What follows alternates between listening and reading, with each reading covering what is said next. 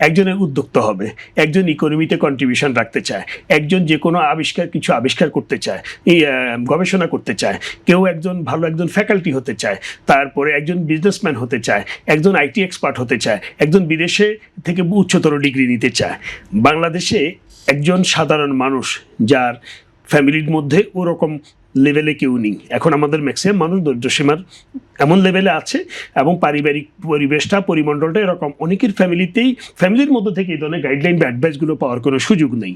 সেই ছেলেটা মেয়েটা বাংলাদেশে কোন প্রতিষ্ঠান, কোন ব্যক্তি কোথায় যাবে এই ব্যাপারে পরামর্শ নেওয়ার জন্য কোনো সুযোগ নেই। এখন সে নিজে নিজে বিকশিত হয়ে বলে যে বাংলাদেশ যতটুকু এই পর্যন্ত আগালো ততটুকু এই জেএনজি বা ইয়াং জেনারেশন চিন্তা চেতনা এবং আধুনিক বিশ্বের এই ডেভেলপমেন্টের সাথে তাল মিলিয়ে প্রযুক্তির সুবিধা নিয়ে তারা নিজেরাই কিন্তু ডেভেলপ করেই কিন্তু তারা তাদের পজিশনটাকে কিন্তু তৈরি করছে।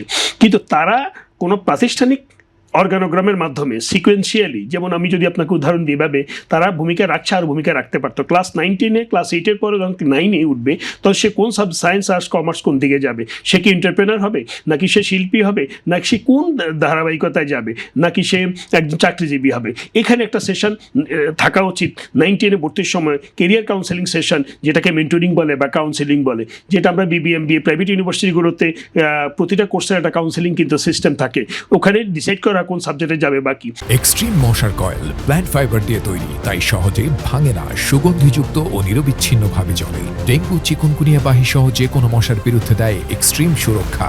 প্রথমত তাহলে আপনি ম্যাট্রিকের সাবজেক্টটা তাকে ঠিক করে দিতে পারলেন, তার ব্যাকগ্রাউন্ড কি, এবং তার ক্লাস 1 থেকে ক্লাস 8 পর্যন্ত অথবা ক্লাস 6 থেকে 8 পর্যন্ত তার যে রেজাল্ট দেখলেন, রেজাল্ট থেকে কোন সাবজেক্টে তার অবস্থা ভালো, কোন সাবজেক্টের প্রতি তার দুর্বলতা আছে, এই কেরিয়ার কাউন্সেলিংটা এখানে করে দিলেন। করে দিয়ে সে যেই সেক্টরে যেতে চায় সেই সেক্টরের জন্য সে তৈরি হলো, হয়ে 9-10-এ সায়েন্স আর্টস কমার্স কিন্তু ঠিক করলো। যাওয়ার দরকার সায়েন্সে, বাবা মা বলছে আর্টসে, মা বলতেছে ছেলে যেতে চাচ্ছে আর্টসে, বাবা মা বলছে ছেলে যে আসছে, বাবা মা বলতেছে তুমি সায়েন্সে যাও, তোমাকে আমি ডাক্তার বানাবো, ডাক্তার হওয়ার কিন্তু যোগ্যতা নেই। আবার একটা ছেলে ড্রয়িং জানে না, তাকে বলে আর্কিটেক্ট বানাবে, তাহলে তাকে ওইভাবে দিচ্ছি। এই সমাধানটা ক্লাস 8-এ হওয়া প্রয়োজন।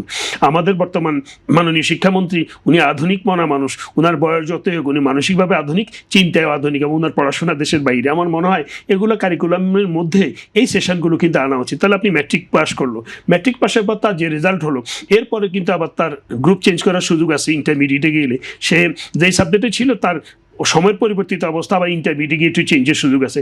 সেখানে আবার একটা ক্যারিয়ার কাউন্সেলিংয়ের সিস্টেম থাকবে বিফোর অ্যাডমিশন। প্রাইভেট ইউনিভার্সিটির মতো ইন্টারমিডিয়েটে ভর্তি ইচ্ছা করলো আর বাবা মা বললো না, টিচারদেরকে ওখানে ওরিয়েন্টেড করে তুলতে হবে যে এই ছেলেটা তার পারিবারিক পরিমণ্ডল, তার একাডেমিক ব্যাকগ্রাউন্ড, ম্যাট্রিক পর্যন্ত তার রেজাল্ট, এর আলোকে এবং তার ইচ্ছা, এর আলোকে কোন সাবজেক্টে যাবে, হয়ে গেল তার ইন্টারমিডিয়েট হয়ে গেল।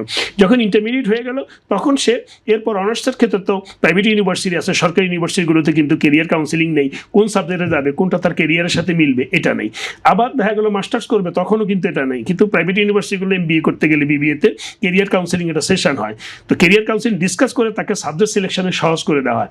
এটা হতে পারে। এইভাবে যদি প্রতিটা ছেলে মেয়েকে, ইয়াং জেনারেশনকে আমরা একদম ম্যাট্রিকের আগ থেকে বা ও লেভেলের আগ থেকে তাদেরকে কিন্তু এরকম করে তৈরি করে তাদের রিয়েল লাইফে তাদের মেধা, তাদের মনন মগজ এবং তাদের পারিবারিক পরিমণ্ডল, তার চিন্তা এবং তার ভাবনার সাথে মিলা শিক্ষা ব্যবস্থার মধ্যে এই প্র্যাকটিসগুলো থাকে, তাহলে সে একজন প্রতিটা সেক্টরে যোগ্য মানুষ হবে। যখন যোগ্য মানুষ হবে তখন সে যোগ্য প্রফেশনাল হবে, সেটা হোক বিজনেসম্যান, হোক এন্টারপ্রেনার। তখন সে অর্থনীতিতে তার মেধার সর্বোচ্চটা ভূমিকা রাখতে পারবে। এর মধ্যে দিয়ে জেএনজির ইফেক্টিভ এবং দীর্ঘমেয়াদী আমরা আউটপুট পাবো, এবং যেটা নেশন বদলে পরিবর্তনে কাজে লাগবে।